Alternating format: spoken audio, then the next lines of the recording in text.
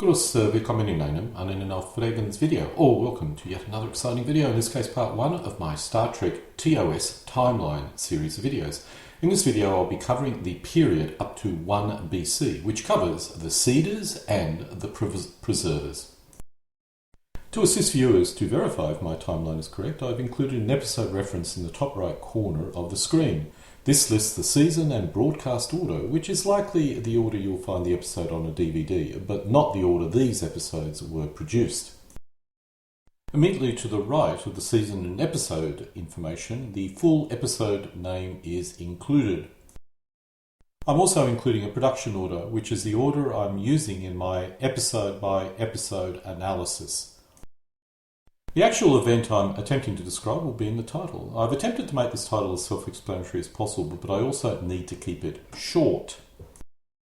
Finally, the year that this event occurs will be included under the event name. Now, this could also be a range of dates, such as 999 to 1000 or something of this nature. If it's BC, it'll have a BC in there, otherwise it's assumed to be AD. When Gene Roddenberry created Star Trek back in 1966, he had a vision which remained basically consistent over the following 3 years. The animated series and early movies retained this consistency in the most part. When The Next Generation was released in 1987, Gene's vision had changed and the past needed to change in order to be consistent with this new vision. This video series will look at the original vision of Star Trek. The Organians described in Errands of Mercy, which was originally a humanoid race, became an energy-based race. This must have occurred millions of years ago based on the episode The Errand of Mercy, possibly 1 billion years considering the extent of their evolution.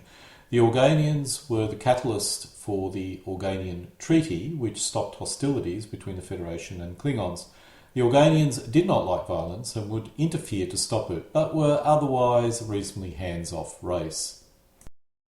The aliens in the gamesters of Triskelion, called the Providers, were originally humanoid, but after many eons developed into a pure mental race, with only a brain-like core. This would have taken a very long time, perhaps up to 1 billion years, unless they accelerated by the use of genetic engineering. Their home planet was Triskelion, or M24 Alpha. These aliens were following the same path as the Organians, but were not as far along as they still relied on a physical brain case. Thasus is inhabited by the Thasians. The Thasians do not have corporeal form, which they abandoned centuries ago. This can be no later than 2064, and is probably much earlier. My guess is it takes about 1 billion years to achieve this state, but the transition may have occurred more recently in this case, perhaps 2064. Even so, it takes a long time to achieve this lofty state, even before you actually transition. So as a result, I suspect the Thasians retreated to a single planet about 800,000 years ago and started the navel gazing, which resulted in their transition to a non-corporeal form. One interesting point is that many of the non-corporeal life forms seem to be on a single planet. Perhaps when they decide to transition to this new state, their population drops dramatically and they all retreat to a single planet to gaze at their navel until they become non-corporeal. The Metrons may have been in this navel gazing stage. The race on Sargon claims there is a major crisis all civilizations need to face. Perhaps this crisis occurs when they all retreat to one planet and attempt to transition into non-corporeal form. People of Sargon failed this test. Perhaps even the Thalassians failed this test, whatever the test may be. My guess is the test is that some people simply don't like the idea of losing their body, resulting in some civil war which destroys everything and everyone. The Thalassians, in retrospect, may have failed because they prefer their fantasy world. On the other hand, this may be a necessary stage to ascend, so they may not have actually failed at all and actually well on their way to achieve a non-corporeal form. The civilization which created the time travels in the alternate factor was destroyed a long time ago. My guess is 6 million years ago.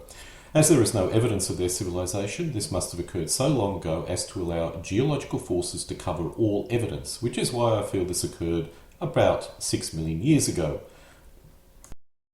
An alien planet called Skarlos, with a civilization on it, experienced massive volcanic eruptions. Most likely this occurred 6 million years ago. If global volcanoes caused the disaster, the city would not be rebuilt until the eruptions had reduced. The Enterprise does not mention any volcanoes, so this could indicate the global volcanic eruptions occurred a long time ago. This could be similar to the Siberian traps, which means it probably occurred about 6 million years ago. The wink of an eye, which describes Scarlos, has many issues, and if we assume that the volcanic eruptions which caused their acceleration was 6 million years ago, then that raises up even more issues. How could this work? Let's assume the effects were acceleration, as we know, but another effect is longevity, which must be hundreds of thousands of years per person, that is, in their accelerated time. The race could have survived in safe areas, and when the eruptions ended, they went out to build their city, which could have been as little as 20 minutes before the Enterprise got there in normal time, because remember, they're accelerated. However, as they have lured people several times in the past, this would almost certainly have been several hundred years in the past, if not more. This theory is a real stretch, but it's the only theory which fits all the facts, which means that these people live an awful long time, even if it's accelerated. In The City on the Edge of Forever, we learn the civilization in which the Guardian of Forever resides collapsed 1 million years ago. The Guardian claims no one's asked it a question for over 4 billion years, but I suspect this is an error. The Guardian also stated the last time a question was asked, humans had only just developed. The current human race is about 1 million years old. Based on the ruins on the planet, the 1 million year time frame is more reasonable. After all, what is time to the Guardian? This means the civilization on the planet probably collapsed 1 million years ago and all life became extinct. Perhaps the Guardian of Forever had something to do with this. Time travel is very dangerous. The episode Return to Tomorrow states the planet held a mighty advanced civilization which destroyed itself 500,000 years ago, which seeded the galaxy with its colonists 100,000 years prior to this. Not exactly sure what this means, but it seems they colonised a lot of planets and they may be the ancestors of many of the current races in the Star Trek universe. There is one big problem with this theory. If they visited Earth and colonised Earth, we would see this in the archaeological records, which we don't, thus it did not occur. However, there may be a scenario which may actually fly. If the civilization of Sargon seeded the galaxy with their life in the form of basic genetic material, then we would find many planets with similar life on them. It would have diverged, but would be reasonably similar. This allows the Vulcans, with some medical assistance, to breed with humans. In this galaxy, the inhabitants of Sargon would find a planet and using their basic building blocks they found on the planet to create a proto-intelligent race. They would have used their own genetic material in order to do this, which is the common factor between Terrans and Vulcans, for example. In this case, creating a small colony and genetically enhancing the indigenous life to be similar would be a viable theory for the seeders. If this theory is correct, this solves a major issue. Why are there so many similar races in the galaxy which are evolutionarily similar? This does not fully resolve the issue, but makes it less of a problem. Homo sapiens evolved over a period of 550,000 years. So the Vulcans, Romulans, Andorans, Tellarites and Klingons, for example, would be races which could have been seeded by the inhabitants of Sargon. While there could also be an even older race which seeded the galaxy with the basic building blocks of life, this would not result in humanoid races and differs little from life spontaneously developing on multiple planets when the conditions are correct. We do have other candidates for the seeders. They could be the Organians, who did have a hands-off attitude and probably are not the seeders. The next are the providers, which seem to be too self-centred to really care about seeding the galaxy. Saying that, they may have seeded the galaxy to create other races to play with, and this may have occurred, but I doubt it. This race is far too self-centred and selfish for such an act. Perhaps the time traveller civilization the alternative factor. I doubt this, as while they had some high tech, they died out a long time ago, and there's no evidence they journeyed through space. It's possible, but unlikely. The civilization of the garden in the city of the edge of the forever is a possible contender, but once again it was destroyed a long time ago, and I suspect by the guardian of forever, so this also is a low probability. The mysterious and disappeared civilization in Shore Leaf is another contender, but we lack sufficient information. While it's possible, I really do also doubt it. The final contender is the Andromeda civilization in Imud. It had outposts in the Milky Way before being destroyed. Once again possible, but I don't see the point, and as a result I think it's very unlikely. The preservers, which came later, also moved humanoid races around if they were threatened with extinction, but this would have occurred 10 to 20,000 years ago, and this race has almost certainly nothing to do with the Cedars, or vice versa. In the episode Shore Leave, the Enterprise has stumbled across an amusement planet for an advanced race, although no detail of the people who built this are provided. This is because humans would not understand, whatever that means. Later in the animated series, the planet creators are long gone, which makes a lot more sense. If this race is similar to the Guardians of Forever, they may have disappeared up to 1 million years ago, but this is purely a wild guess. Another, more likely possibility is this was built by the people of Sargon 600,000 years ago, and when their civilization was destroyed, the amusement park or planet was left unattended.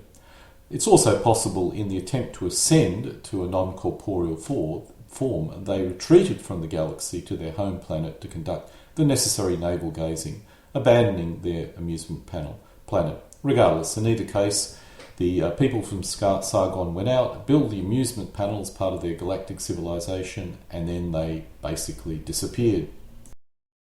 The androids in iMud were created by a civilization from Andromeda, which was destroyed by a supernova. Only a few outposts survived, the one in the Milky Way being one. The androids looked after the Andromeda survivors until they eventually died out. Later we are told you can place a human brain in an android and would operate for 500,000 years, so it's possible the home planet was destroyed more than 500,000 years ago. I have to assume that after this race was destroyed, the multi-tentacled race, which eventually created the Kelvin Empire, rose in their place in Andromeda Galaxy. However, they were having radiation problems as well, so perhaps Andromeda is not a nice galaxy to live in. An ancient planet, which I normally call Sargon, was destroyed about 500,000 years ago. The episode Return to Tomorrow states, the planet held a mighty advanced civilization which destroyed itself 500,000 years ago, which seeded the galaxy with its colonists 100,000 years prior to this. This race is the most likely candidate for seeding the galaxy with humanoid life. Only the mental energies of some of the inhabitants of Sargon are left in some form of storage device for the Enterprise to discover. The Star Trek series, particularly the older generation, or even the latter ones, often talks about a race which seeded the galaxy with humanoid races. An example is the Vulcans and humans are both humanoids, but the Vulcans use a very different chemistry for their blood. As it took about 550,000 years for Homo sapiens to develop, perhaps the Cedars came to a planet, found a suitable animal, enhanced it and humanized it, adding their own DNA. This would explain why races were humanoid, even if they were significantly different. We could also assume the Klingons, Andorans, and so on are also in a similar bucket. They may look humanoid, but there's some basic building block in there which makes them very different from Earth people. If a race has some minor unusual external differences in the Star Trek series, we can assume that they are very different inside. Thus, any common humanoid root would have needed to occur about 550,000 years ago in order for this seeding theory to work. In the episode What Are Little Girls Made Of?, it describes Exo-3, which is a dying planet which once contained an ancient technological civilization. Due to the cooling surface, the inhabitants went underground, and now only their underground facilities remain after they were all killed by their androids. No dates are provided, and we are unsure when the last inhabitants was killed by their creator. My guess is 200,000 BC. The episode The Cage described the history of the Telosians. The Telosians had a war thousands of centuries ago. If we assume thousands mean 2,000, then the Telosians had a war and went underground about 200,000 years ago. The ghost planet in the episode That Which Survives was created by the Caledons. This resulted in a deadly disease which killed everyone on the ghost planet. Before they died, they sent a ship back to the home planet, but this simply spread the disease to their home planet, destroying the entire civilization. This artificial planet was protected by an automatic defense system or computer. We can assume there is another dead civilization out there on the planet of Caladan. Gamma Trilingui 6 had an automated guardian called Val, who looked after and controlled the people of the planet, who in turn feeded it with human food. This is described in the episode The Apple. There is no clue who built Val or how old it is. If it was built by the preservers, it could be 10,000 years old, or more likely older. I admit this is a wild guess, but it's easier to use an existing race than assume there are two preserver-like races wandering the galaxy. The episode The Paradise Syndrome mentions the preservers for the first time, even if you could imply they were described in earlier episodes. The preservers were an ancient race which built the deflection system described in the episode centuries ago. They may as well have seeded the galaxy with humanoid, but not in the same way as the seeders did. The way the preservers worked was when they saw a race under threat, they took them to a safer location. The American Indians in the episode may have been rescued from an Ice Age Earth, thus the 10,000 year time frame. The second race which spread humanity all around the galaxy were the preservers. In this case, they effectively seeded many planets with actual humans from Earth. They may well have saved other races, but we never hear of any examples. The preservers simply wanted to save any race which was threatened with extinction, with the best examples being Val and the race which built the deflection system, and the arrogant aliens who saved Jem's planet. The best fit are the race are an offshoot of the Telosians, which are hiding away somewhere, protecting races as they see fit. It's very possible these are the aliens which also sent Gary 7 to Earth. It does sound like their modus operandi. Another option is the Metrons. They may well be the preservers and Gary 7's race, but I suspect this is a lower probability than an offshoot of the Telosians, as there is no evidence to indicate that the Metrons are doing this. In the arena, the Metrons scan the Enterprise for the first time, for example. The episode, And the Children Shall Lead, describes an ancient race on Triocus, which was destroyed. As nothing remains of the civilizations must have occurred a long time ago, it would probably take more than 10,000 years to remove all obvious evidence of a medium to low-tech civilization, which let's assume that's what this civilization was. In the episode Spock's Brain, an advanced civilization on Planet 6 of the Sigma Draconis system declines when their planet enters an ice age. Perhaps this occurred more than 10,000 years ago. In Let That Be Your Last Battlefield, an ancient alien planet called Sherion is described. This is the home of the bicoloured people. The two bicoloured aliens, Lokai and Bele, left their planet 50,000 years ago, which seems like an awful long time. Unless they were somehow special, a civilization with a lifespan of its inhabitants being 50,000 years is pretty extraordinary. The episode For the World is Hollow mentions a planet called Fabrini. Fabrini was destroyed in 10,000 BC, but before it was destroyed it sent out a colony spacecraft in the form of an asteroid. I have to assume they also sent records of their language to a remote planet in their own system, which the Federation later discovers and deciphers. The planet M113 is uninhabited, but once hosted a civilization which is long dead. This is described in the episode The Man Trap. It's assumed this civilization never achieved spacecraft flight, and it looks like it never reached a high-level civilization, but this is all assumption. The episode provides almost no information about the civilization. The ruins look like they could be 5,000 years old, but this is a wild guess based on the remastered version of the Star Trek episode.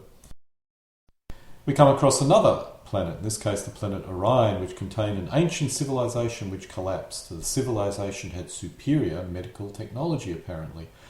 The year it collapsed is a guess, but it's probably after the civilization on M113 collapsed and before Landru created his static society. So 4000 BC is probably my reasonable guess. Flint is, or was, an immortal born in 3834 BC.